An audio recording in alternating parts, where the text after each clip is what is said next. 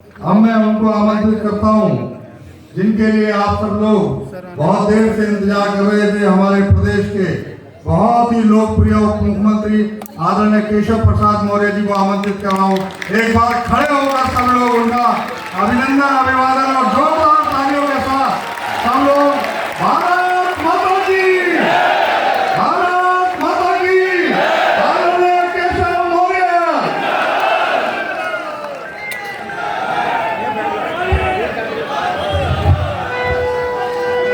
चलिए, बड़ी देर से बैठे बैठे थके थे आप।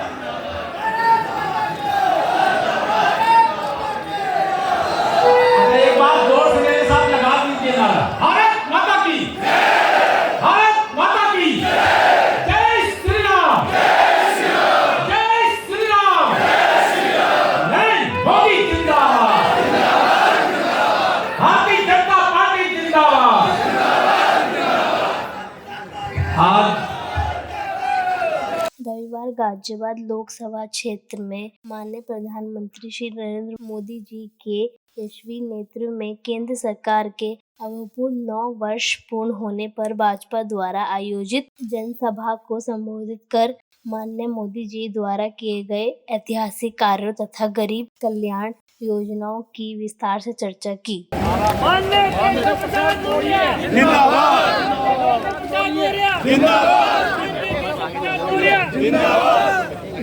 इस अवसर पर माननीय राज्य मंत्री रिटायर्ड जनरल वी.के. सिंह, माननीय राज्य मंत्री गण श्री नरेंद्र कश्यप जी व श्री आसिम अरुण जी, माननीय सांसद श्री अनिल अग्रवाल जी, महानगर अध्यक्ष श्री राजीव शर्मा जी, माननीय विधायक गण एवं वरिष्ठ पार्टी पद अधिकारियों की महत्वपूर्ण उपस्थिति रही।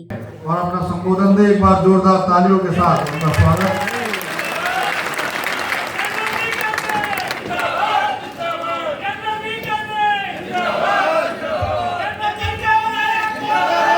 एक बार जरा जोर से बोलेंगे, भारत माता की। हमारे पुराने प्रदेश अध्यक्ष और उप मुख्यमंत्री आए हैं, उनको भी पता चलना चाहिए कि गाजियाबाद में कितनी आवाज है। भारत माता की। यहाँ पर हमारे बीच में आए हमारे उप मुख्यमंत्री केशव मौर्य जी, हमारे क्षेत्रीय अध्यक्ष सत्येंद्र सिसोदिया जी, सम्मानित मंच और सभी सम्मानित जो इस हॉल में आज बैठे, आप सबको बहुत बहुत नमस्कार, आपका बहुत बहुत अभिवादन। और आज का दिन ऐसा है जिसको जिस दृष्टि से याद किया जाता है वो है कि आज के दिन जनतंत्र की हत्या हुई थी, इमरजेंसी का लगना, और उसका एक अभिशाप जो बहुत दिनों तक रहा, जिन्होंने उसको सहा है वो ही इसके बारे में बात कर सकते हैं कि इस दिन कितनी कठिनाई हुई होगी। आज भारत आगे बढ़ रहा है, विश्व के अंदर अपना नाम कमा रहा है, और हम उस दृष्टि से देख रहे हैं कि एक दिन हम विश्व गुरु बनेंगे मोदी जी के नीचे, और मोदी जी हमको उसी दिशा में ले जा रहे हैं। ये सब जगह दिखाई देता है, और इसीलिए हम लोगों को और मजबूत बनना है ताकि हम इस यात्रा के अंदर और सहयोग दे सकते हैं। मैं केशव मौर्य जी का स्वागत करता हूं, और क्योंकि समय कम है उनके लिए वो आपसे ज़्यादा बात करें, इसलिए मैं उन्हें आमंत्रित करता हूं कि आकर यहाँ पे बात। अब मैं उनको आमंत्रित करता हूँ जिनके लिए आप सब लोग बहुत देर से इंतजार कर रहे थे। हमारे प्रदेश के बहुत ही लोकप्रिय उप मुख्यमंत्री आदरणीय केशव प्रसाद मौर्य जी को आमंत्रित कर रहा हूँ। एक बार खड़े होकर सब लोग उनका अभिनंदन, अभिवादन और जोरदार तालियों के साथ सब लोग भारत माता की, भारत माता की, आदरणीय केशव मौर्य।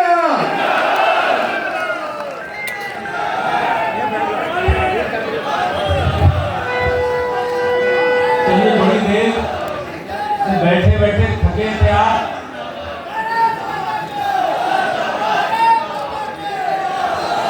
एक बार जोर से मेरे साथ लगा दीजिए नारा,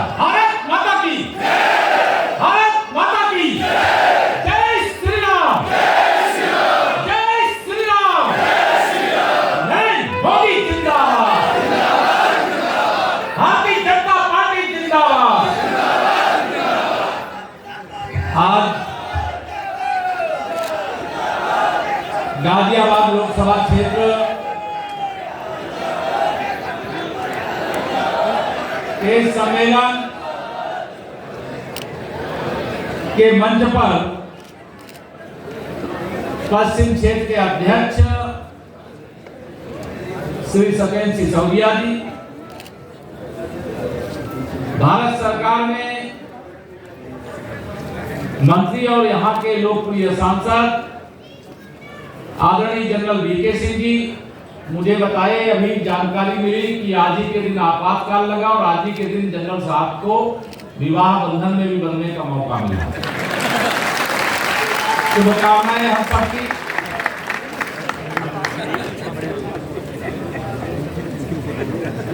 हमारे यहाँ के प्रभारी मंत्री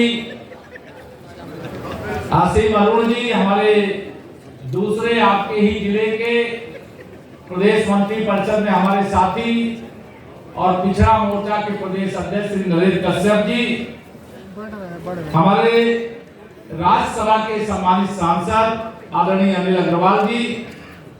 अब मैं वही, मेरे सामने भी संकट आ रहा है, मैं अगर सब नाम लूंगा तो बहुत देर लगेगी। मेरे सभी सम्मानित विधायकगण, विधान परिषद के सदस्यगण, हमारे महानगर के अध्यक्ष संजीव जी संचालन भी कर रहे हैं, संजीव जी,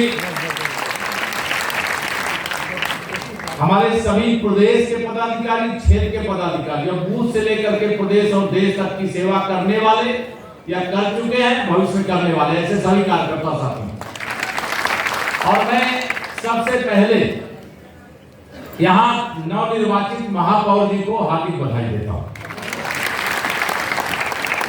और यहाँ सदन में प्रचंड बहुमत दिलाने के लिए जो विजयी हुए उनको, जो विजयी बनाए हैं उनको भी सत्कार करता हूं, तो अभिनंदन देता हूं। मेरी आप सब लोगों से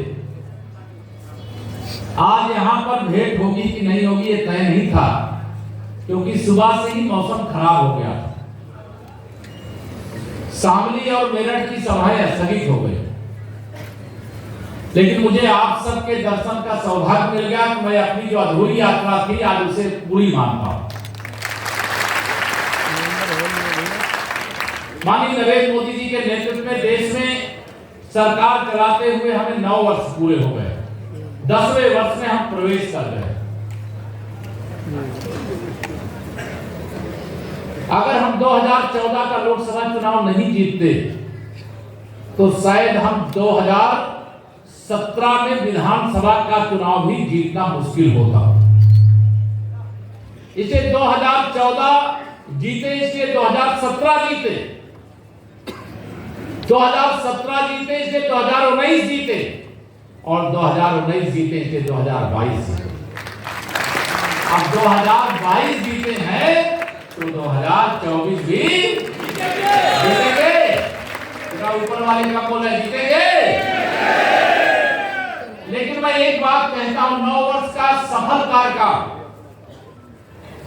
हम देश की दृष्टि से भी, प्रदेश की दृष्टि से, अगर दोनों दृष्टियों से देखते हैं तो यहां तमाम वरिष्ठ लोग भी बैठे। जिनका काम उत्तर प्रदेश में सपा बसपा की 15 साल की सरकार में नहीं हुआ था, उससे ज्यादा काम 6 वर्ष, अभी हमारा 7वां वर्ष है उत्तर प्रदेश में या उत्तर प्रदेश के अंदर हुआ। और जितना काम आपातकाल लगाने वाली कांग्रेस ने 60 साल देश में शासन करके नहीं किया, उससे दुगुना तिगुना 4 गुना काम 9 वर्ष के अंदर माननीय नरेंद्र मोदी जी के नेतृत्व में हुआ है, नहीं हुआ? तो यह जो 9 वर्ष का कार्यकाल है वह 60 साल से अधिक उपलब्धियों को अर्जित करने वाला। लेकिन मैं एक बात आप सबसे जरूर कहूंगा कि जो 2024 का चुनाव है वो देश को 60 साल नहीं, देश को 100 साल आगे ले जाने वाला चुनाव है कि नहीं है? देश को 100 साल आगे ले जाना चाहिए कि 100 साल पीछे ले जाना चाहिए? तो देश को 100 साल आगे ले जाने के लिए मेरे गाजियाबाद लोकसभा की या और गाजियाबाद जिले के ही कार्यकर्ता साथी नहीं हो, मेरे बात को ध्यान रखिएगा। गाजियाबाद एक ऐसा शहर है, ऐसा जिला है, ऐसी लोकसभा है जो राष्ट्रीय राजधानी को भी प्रभावित करने का काम करती है और क्रांति धारा मेरठ और आसपास की सीटों को भी प्रभावित करने का काम करती है। 2014 में किसी को भरोसा नहीं था कि देश के अंदर माननीय नरेंद्र मोदी जी के नेतृत्व में भारतीय जनता पार्टी को बहुमत मिलेगा। उस समय का राष्ट्रीय नेतृत्व हमारे कार्यकर्ताओं को कहा करता था कि हम 2014 में 272 प्लस जीतेंगे। याद है कि भूल गए आपको? लेकिन आपने अकेले गठबंधन की बात नहीं कर रहा हूं, अकेले भारतीय जनता पार्टी के 283 कमल खिलाने का काम किया था। 273 प्लस के नारे को सफल बना दिया। 2019 का लोकसभा चुनाव आया। 2019 के लोकसभा चुनाव में सपा, बसपा, कांग्रेस और राष्ट्रीय लोकदल ये चारों एक हो गए थे। चारों के एक होने के बाद हमारे राष्ट्रीय नेतृत्व ने नारा दिया आपकी बात 300 पार। और आपको बताते हुए मुझे खुशी हो रही है कि हमने देश में 303 कमल के फूल खिलाए। गठबंधन की संख्या को जो थी वो थी। 2014 से अधिक वोट मिला इनके गठबंधन के बाद भी। हमारे 64 सांसद उस समय जीते थे गाजियाबाद सहित, लेकिन इस समय 64 नहीं, हम 66। हमने रामपुर में भी कमल खिला दिया है और आजमगढ़ में भी कमल खिला दिया। 2024 में हमें उत्तर प्रदेश से 80 के 80 कमल खिलाने का काम करना है। तैयार हो? मैं जानता हूं गाजियाबाद वालों को गाजियाबाद का चुनाव करा करके काशी तक जाना पड़ता है। जाना पड़ता है कि नहीं जाना पड़ता? तो आपको तो पूरा प्रदेश दिखाना है जी, और पूरा उत्तर प्रदेश तैयार बैठा है। 2024 में कमल खिलाने के लिए पूरा हिंदुस्तान तैयार बैठा है। पूरा प्रदेश, पूरा देश मोदी में है। आपातकाल इसमें कोई, मैं समझता हूं 48 साल से ऊपर वाले जरा हाथ उठाओ, कितने लोग उधर 48 साल से ऊपर वाले? इसमें बहुत सारे लोग होंगे जो अभी आशीष जी बता रहे थे उस समय 5 साल का था, मैं भी उस समय 7 साल का था। बहुत सारे लोगों को आपातकाल का पता नहीं है। जिस देश को अंग्रेजों की पराधीनता से मुक्ति मिले केवल 28 साल बीते हो, गोरे अंग्रेजों को खदेड़ करके बाहर करने का काम किया गया हो, फिर काले अंग्रेजों का शासन आ जाता हो और फिर हमको उसी प्रकार से बंधक बनाने का काम किया जाता हो, लेकिन आज गर्वपूर्वक मैं कह सकता हूं उस समय का भारतीय जनता के रूप में और इस समय की भारतीय जनता पार्टी के रूप में जो आपातकाल के खिलाफ निर्णायक लड़ाई हुई, उस लड़ाई की विजय का श्रेय अगर किसी को जाता है तो भारतीय जनसंघ को जाता है, राष्ट्रीय स्वयंसेवक संघ को जाता है।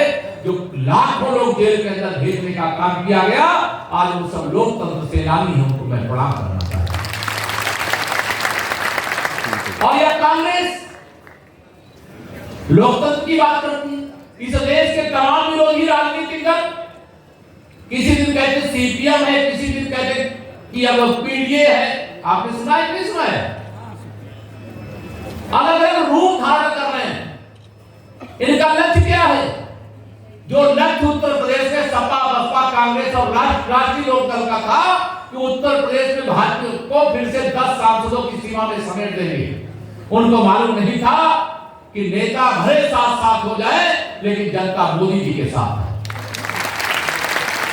राजनीतिक दलों की संख्या चाहे जितनी माननीय नरेंद्र मोदी जी के खिलाफ भारतीय जनता पार्टी के खिलाफ खड़ी हो जाए, चाहे जितने नेता खड़े हो जाएं, लेकिन 2024 के लोकसभा चुनाव में भारतीय जनता पार्टी 303 नहीं 350 से अधिक कमल खिलाने का काम करेगी। इस लक्ष्य के साथ आगे बढ़ना तैयार हो। इसके लिए मैं आप सब लोगों को आज यहां पर, क्योंकि आप बहुत देर से बैठे हुए हो, आप लोगों से सबसे कहना चाहता हूं, ये 1 महीने का कार्यक्रम जो 30 मई से 30 जून का है, शायद कोई कार्यकर्ता को विश्राम नहीं मिला होगा। मिला है क्या? और मैं एक बात कहा करता हूं श्री रामचरितमानस की एक चौपाई है, जिसमें राम काज कीन्हे बिना मोहि कहां विश्राम, ये हनुमान जी के बारे में आता है ना। तो राष्ट्र काज कीन्हे बिना मोहि कहां विश्राम। लेकिन मैं उसके आगे एक लाइन और जोड़ता हूं। 2024 में माननीय नरेंद्र मोदी जी को हिंदुस्तान के प्रधानमंत्री के रूप में तीसरी बार शपथ दिलाए बिना मोहि कहां विश्राम, इस संकल्प के साथ हम सब कार्यकर्ता मित्रों को एकजुटता के साथ आगे बढ़ना। मैं 2014, 17, 19, 22 का नारा लगाया करता था कि 100 में 60 हमारा है, 40 में बंटवारा है। लेकिन आज गाजियाबाद की धरती तो ऐसे भी 75% यहाँ तो नारा छोटा पड़ जाएगा। 100 में से 75% वोट हमारा है, 25% में बंटवारा है और बंटवारे में भी हमारा है। इस संकल्प के साथ 2024 के लिए मैदान उतरिए। आप में से कोई पूछे, मेरे पत्रकार साथी यहाँ पर हैं, वो पूछेंगे कहेंगे कैसे 75%? हमने सबका साथ सबका विकास किया है। 2014 में सरकार बनने के बाद पूरी दुनिया के अंदर अगर आज भारत का डंका बज रहा है तो केवल इसलिए बज रहा है कि हमने मुस्लिम तुष्टीकरण नहीं किया है, हमने हिंदू तुष्टीकरण भी नहीं किया है। लेकिन हम जम्मू कश्मीर से धारा 370 हटाए और विरोधी अगर ये चश्मे से देखे कि धारा 370 क्यों हटाई गई, वो तो वहां पे जो निकाले गए हिंदुओं को फिर से बसाने के लिए, तो ये आरोप हमें स्वीकार क्या लगा हुआ। अयोध्या में रामलला की जन्मभूमि पर भव्य मंदिर का निर्माण तो भगवान सोमनाथ के मंदिर के साथ हो जाना चाहिए था, लेकिन वह काम माननीय नरेंद्र मोदी जी के प्रधानमंत्री बनने के बाद हुआ है। हम स्वागत करते हैं। अगर इसमें कोई आरोप लगाता है तो उस आरोप को हम स्वीकार करते हैं। हमारे पत्रकार पूछा करते हैं कि मथुरा और काशी का क्या होगा? अरे काशी में भी बाबा का डमरू बजेगा और मथुरा में मेरे कान्हा की बंसुरी बजने से कोई तो माई का लाभ रोक नहीं सकता। ये कोई भेदभाव नहीं है, ये तुष्टीकरण नहीं है, यह तो आजादी प्राप्ति के बाद तत्काल हो जाने वाला काम था।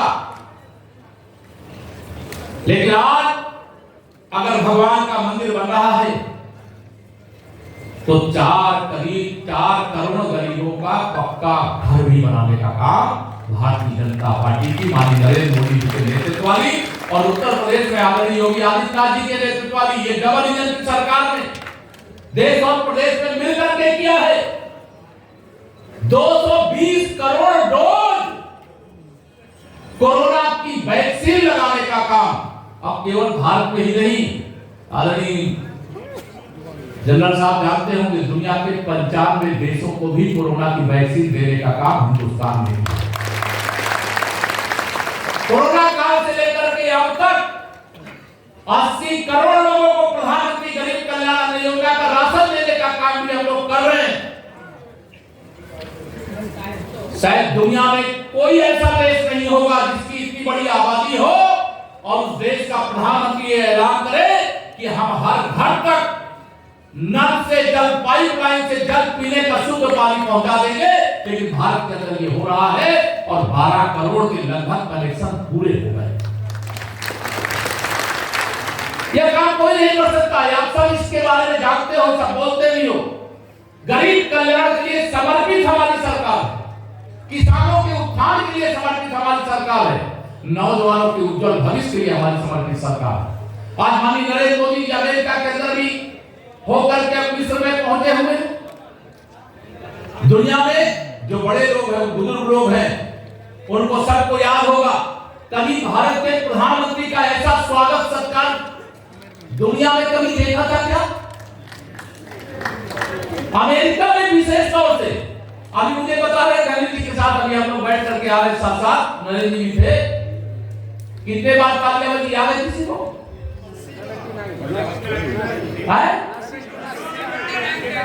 79 बार अमेरिकी संसद के सभी सदस्यों ने तालियों की गड़गड़ाहट से आप सब कार्यकर्ताओं का सम्मान बढ़ाने का काम किया है। तो भारत के प्रधानमंत्री का स्वागत नहीं हुआ है। और कितने बार खड़े होकर के किया है सबको मालूम है।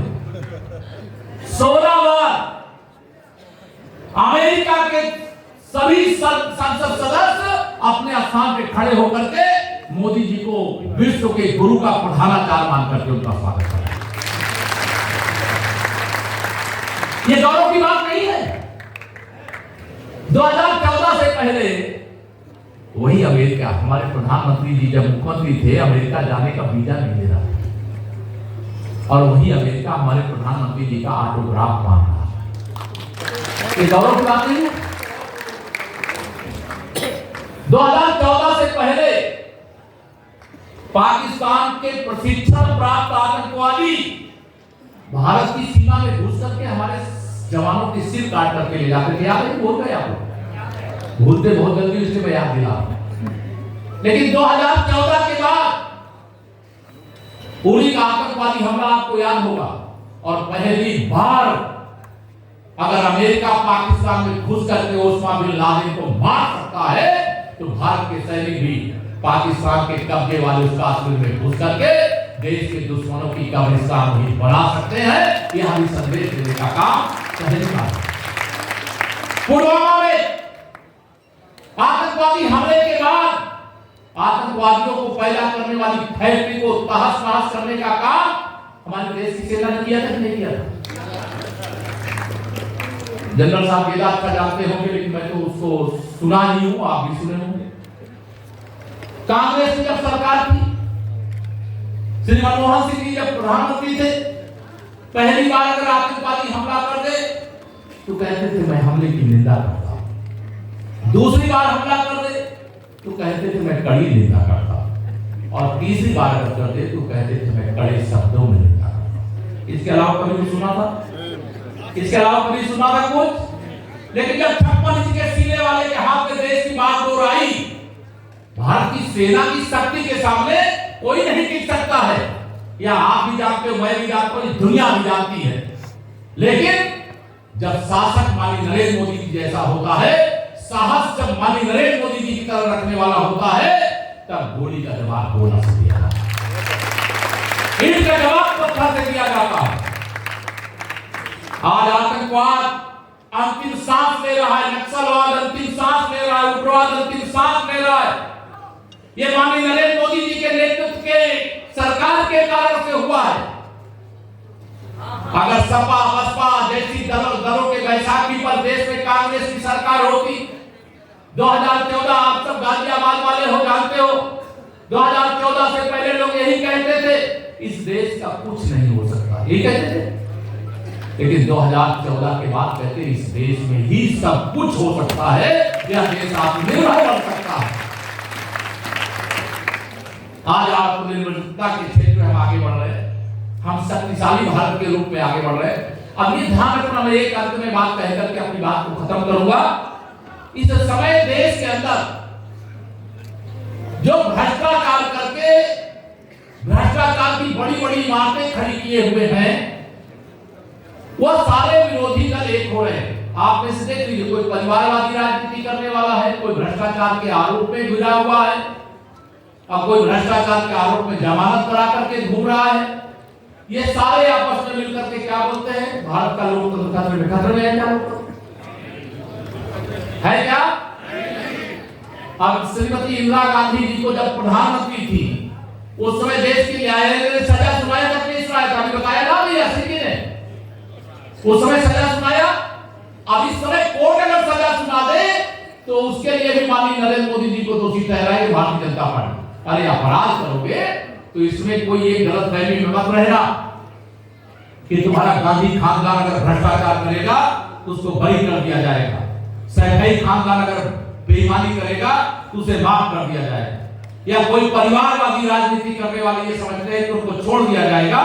तो जांच की कार्रवाई निष्पक्षता से, भ्रष्टाचार के खिलाफ कार्रवाई निष्पक्षता से, ये भारतीय जनता पार्टी की गठबंधन की सरकार और माननीय नरेंद्र मोदी जी के नेतृत्व वाली सरकार का 9 साल का इतिहास है, जिसके परिणाम स्वरूप आज भी देश, मैं गया था महाराष्ट्र में, आपको बता रहा हूं,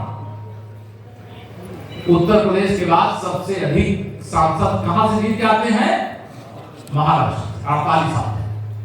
और मैं उत्तर प्रदेश में पहले 75 प्लस बोलता था, लेकिन मैं जहां जाता हूं कोई सीट आज मैं हारती हुई देख ही नहीं रहा। यूपी के अंदर। और महाराष्ट्र जब मैं गया तो वहां भी लोग एक तरफ से कह रहे हैं कि 45+ कमल का खिला करके भाजपा गठबंधन को जिता करके वहां से भेजने का काम कर रहे हैं। चारों तरफ वो मोदी जी की लहर चल रही है। और यहाँ सब लोगों को मैं कह करके जाऊंगा, ये सारे अभी बहुत सारे लोग एक होंगे और इनके एक होने के साथ साथ इस देश के राजनीतिक दल ही नहीं, इस देश के दुश्मन भी हमारे विरोधियों के साथ खड़े नजर आएंगे। शायद वो दिखाई ना दे लेकिन वह भी उनके पीछे रहे। इसलिए 2024 के चुनाव को हमें हिंदुस्तान को 100 साल आगे ले जाने के संकल्प के साथ एक बड़े लक्ष्य को प्राप्त करने का काम, और यहाँ बहुत सारे कार्यकर्ता हैं। मैं उन सब कार्यकर्ताओं को इतना ही कहना चाहता हूं, मेरे कार्यकर्ता मित्रों, भारतीय जनता पार्टी एक ऐसी पार्टी है जिसमें साधारण से साधारण कार्यकर्ता असाधारण दायित्व में आज जो आपके साथ बैठा हुआ है, कल कोई बहुत बड़ी जिम्मेदारी को निर्वाह करता हुआ दिखाई देगा। और जो मेरे युवा कार्यकर्ता उनका तो भविष्य उज्ज्वल है, क्योंकि हम आजादी के आपातकाल से बाहर आकर के मोदी जी के नेतृत्व में आजादी के अमृत काल में, और 2047 जब आजादी के 100 साल पूरे होंगे, विकसित भारत का स्वप्न, विकसित भारत का लक्ष्य भारत के प्रधानमंत्री माननीय नरेंद्र मोदी जी ने आप सबके सामने रख दिया। मैं आप सभी कार्यकर्ता बंधुओं से 2024 में अयोध्या में रामलला की जन्मभूमि पर भव्य मंदिर का निर्माण कार्य तीव्र गति से पूरा हो रहा है। रामलला विराजमान हो रहे। विरोधी कहते थे रामलला हम आएंगे मंदिर वहीं बनाएंगे, तारीख नहीं बताएंगे। मैं आज गाजियाबाद की धरती से उन्हें बता रहा हूं, आइए जनवरी 2024 में तारीख भी बता रहे हैं। और उसके आगे भी भारतीय जनता पार्टी की विचारधारा ही सच्ची विचारधारा, ध्यान रखना। इस विचारधारा के सामने सारी विचारधाराओं को झुकना पड़ा है, क्योंकि हम सत्य के पथ पर चलने वाले हैं। और सत्य के पथ पर जो चलता है उसके सामने जो कल तक कभी रामलला का दर्शन करना, बाबा विश्वनाथ का दर्शन करना, श्री भगवान कृष्ण का दर्शन करना वोट बैंक के लिए खतरा मानते थे, आज वह रोजा अवतार की पार्टियां करना बंद कर चुके हैं। तुष्टीकरण की राजनीति नहीं चलती है, लेकिन दिखावा करोगे, यह भी देश बहुत बारीकी से देखने का काम करता है। मैं आप सभी कार्यकर्ता मित्रों से इतना ही कह करके, क्योंकि गाजियाबाद में मैं प्रधानमंत्री आवास की चर्चा करूं या अन्य कोई चर्चा करूं अधूरी है। आप सब देर से बैठे हैं, आप सबको 2024 में ऐतिहासिक विजय प्राप्त करें ऐसी शुभकामनाएं देता हुआ, क्योंकि आप लगातार जीतते रहे हैं विपरीत परिस्थिति में, अनुकूल परिस्थिति में, लेकिन आप गाजियाबाद नहीं जीतते हैं, आप पूरा यूपी 80 की 80 सीटें जीतने का काम करते, उसमें योगदान देते हैं। इतना निवेदन करके अपनी वाणी को विराम, दोनों हाथ